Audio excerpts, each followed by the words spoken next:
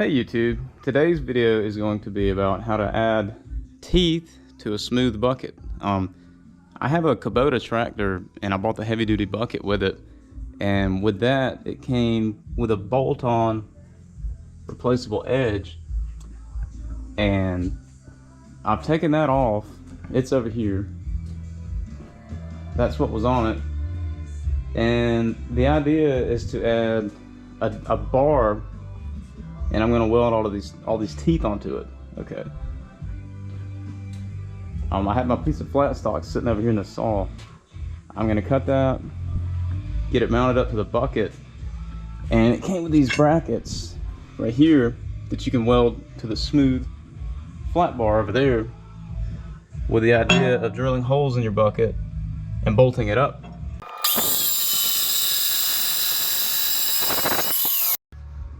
Okay, so I have a 72-inch bucket, and I cut this 70 inches and 1/8 because the welds of the bucket, you need to pay attention to this when you're doing yours if you choose to go this route, because it's a heck of a lot cheaper than buying one already made. But you can see the welds in the bucket and the welds right there, so you have to allow for clearance. So I cut it 70 1/8 of an inch, or 70 1/8 inches I should say, and here are the brackets that it came with. The reason I did that is because I can square it up, make it look nice, and I was gonna weld on the top side right here. See, we got a nice little area to weld, and then I can take it off and weld it right there and fill all that in, and this thing's not going anywhere.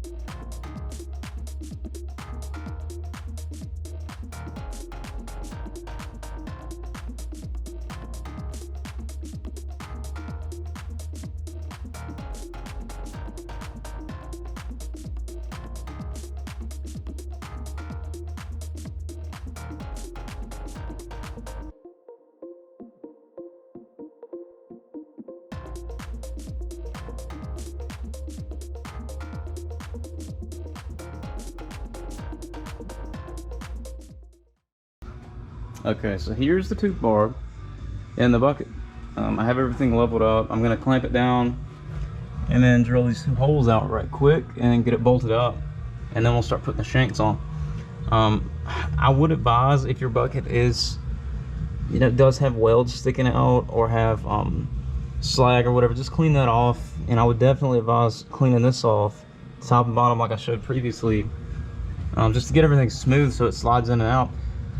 If when you're sliding this thing in, if you don't have it exactly straight and perfect, it kind of binds up, and that's one of the brass hammers that down there. But everything's smooth now, and everything slides up in place like it should. I went ahead and drilled it before I filmed the other side and show you how to do it wrong. I ended up having to drill the holes a little bit off center to account for the washers so they wouldn't touch and overlap each other. So it's one side done.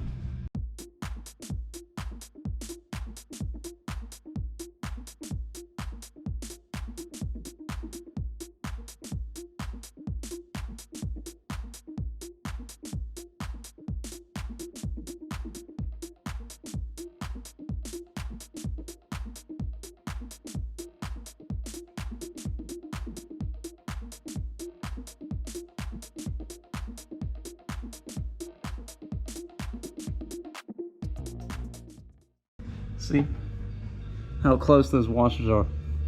I think I have all my teeth lined up right and level. I didn't really record that part because I wasn't sure exactly, like I have more shanks than this, so I wasn't sure exactly how many I wanted, and I wasn't sure the spacing that I wanted and all this. But let me show you. These things have a slight taper. They're tapered, and I was trying to use a square to square them up, and that didn't really work. So what I ended up doing was getting the tooth, which is going to be pinned on after we weld, sticking it on there and kind of just, I don't know how good you can see that, but I'm trying to eyeball it because it has a slight taper. And then what I did was go back after eyeballing every single one of these and get my square and make sure they had the same taper based off of the square that I lined up to the back of the flat bar, if that makes sense.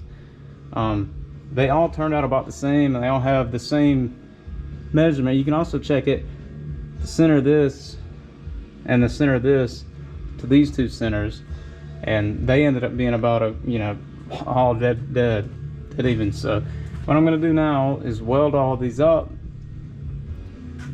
and then we're going to pin these teeth on, and then we're going to unbolt it, and I'll probably hang it in a tree to paint it.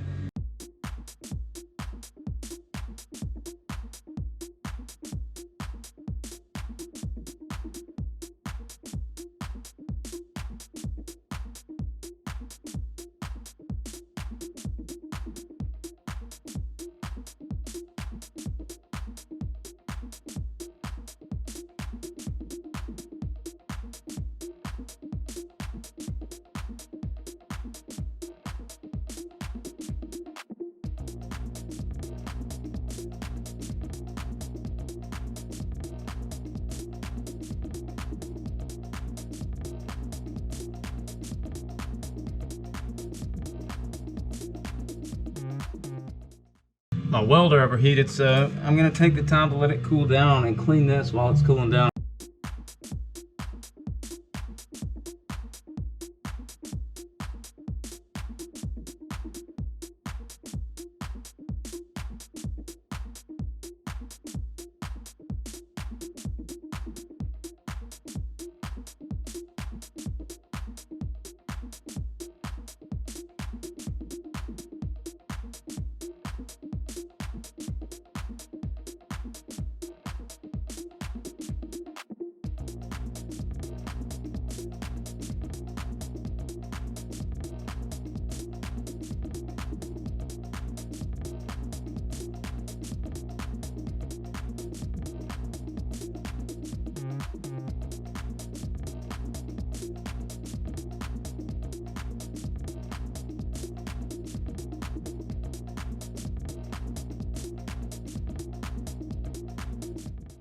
While we're waiting on the other ones to cool, I have 4 here that I can go ahead and mount the teeth on. Okay, I've actually welded 5, but I'm afraid when I start welding the other ones, if I put a tooth on it, it's going to get the slag all over and I'll have to deal with cleaning it, which is going to be kind of a pain because I'm planning on painting it, you know, after we get all the teeth on and everything. So, we'll go ahead and mount these 4 teeth. I've never mounted teeth before, so I don't know how hard this is going to be. I don't want to make myself look stupid, so I brought a hammer. These teeth are labeled back. The back of these teeth go toward the bucket, with these facing forward. See, I hope you can see. Back. So we slide that on there, get our pin started. Well, this one's probably going to be easier, or the easiest. Get them started like that, and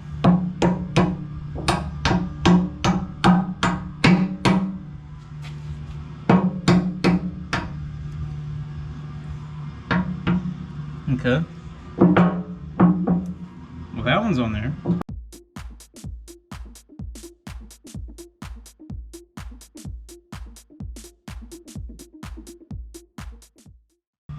Nice.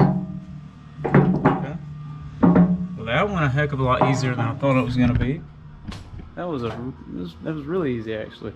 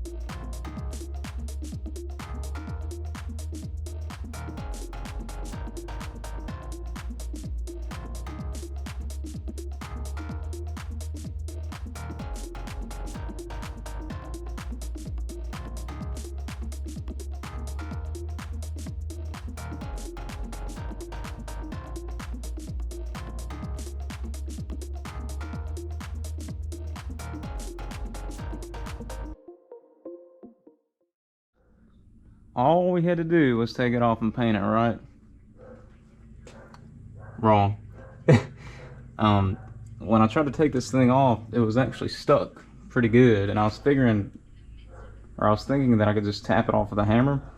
Well, I ended up tapping it with a 5-pound sledgehammer for maybe an hour to get this thing off. And I eventually just wised up and cut the thing, because what was happening, these welds on the bucket itself, okay, I ground that smooth.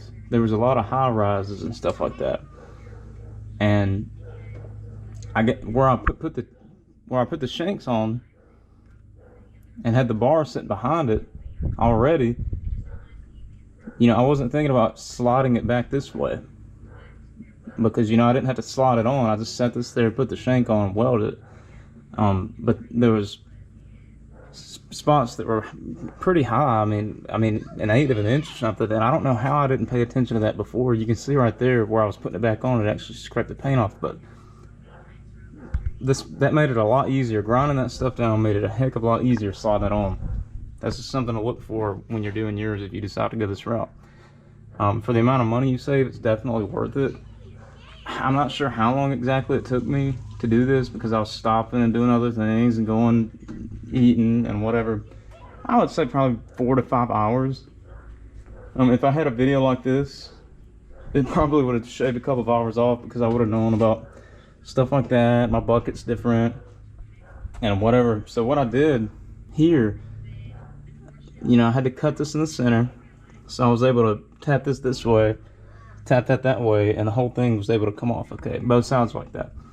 So, and that actually made it a little better too, because these things are heavy. I don't know how much this weighs. This whole bar itself probably weighs close to 100 pounds. I mean, 80 to 100. I do tree work for a living, and so I'm in pretty good shape. I'm pretty strong, and this thing's heavy and awkward. I couldn't imagine trying to put a 6-foot tooth bar and getting everything perfectly lined up the first go around. This heavy. If you have a smaller bucket, like a 4-foot one, it'd probably be okay. But cutting it in half definitely made it easier. And as I said before, all the stress is going to be on these shanks, because when you're digging into the ground, it's going to be pushing right here. All these bolts for really are to keep it, you know, keep it from falling out. And with this, the reason I put these bolts here is to keep it from shifting around where it's now 2 pieces.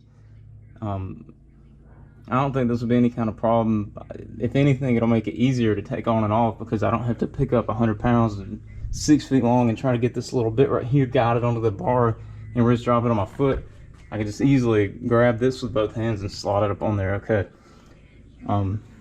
So hopefully this video helped you out, especially if you have a different bucket than what like a standard one would be. Because like I said, this one's thicker. But yeah, I mean, just pay attention to the welds on the bucket. Pay attention to all this type of stuff. Now that you know that I had to do that, that might help you out if you have a long bucket. To just do it beforehand. Just cut this thing in half beforehand. I mean, I'm pretty happy with this thing. I'm gonna let the paint dry for a little bit longer, and then we'll go I'll dig with it and make sure all this is gonna work before I say 100% yeah. But so far, this thing's definitely worth the money. I mean, a couple $100 versus $600, and you get pretty much the same result, maybe even better. I mean, this thing seems pretty heavy duty, and the castings, as I said, you need to check the castings before you put these things on, because see, this casting has a crack in it. And yeah, I probably could have welded that or whatever, but you don't know if it, I mean, it's pretty deep. I don't know if you can see, but it's a pretty deep crack. Okay. You need to check stuff like this, because it would really suck to go through all that freaking trouble of mounting everything, getting everything perfectly lined up, and welding it, and then have that thing snap off in the middle of using it, and then you got to deal with cutting it all back off and re-welding and painting. I'd have to machine off 100,000ths of an inch. You know, but again, because my bucket was thicker. If you have a regular bucket, it'd probably be okay. But one thing you could do, this is a good tip. Okay, you can buy you can actually buy just the tooth and the shank and the pins or whatever. Okay, you can buy this by itself. If I were to redo, do this all over again, and that's why I'm making this video. If I knew what I know now, okay, I would buy just these teeth and shank, okay, and I would slide this thing up on there, onto my bucket, and get a set of calipers and measure, okay, because then that'll tell you how thick this flat bar should be, okay, if you measure that, and that'll let you know if this is going to work, because this is half of an inch, this is half-inch flat bar, that's what they send, half-inch flat bar, and I needed 400, or I need to take 100 thousandths off, so 100 thousandths off of this, okay, so, and maybe this video helped you, I hope it does. Well, I know it's going to help you, especially if you watch the thing, because you could see the mistakes that I made and how to prevent them.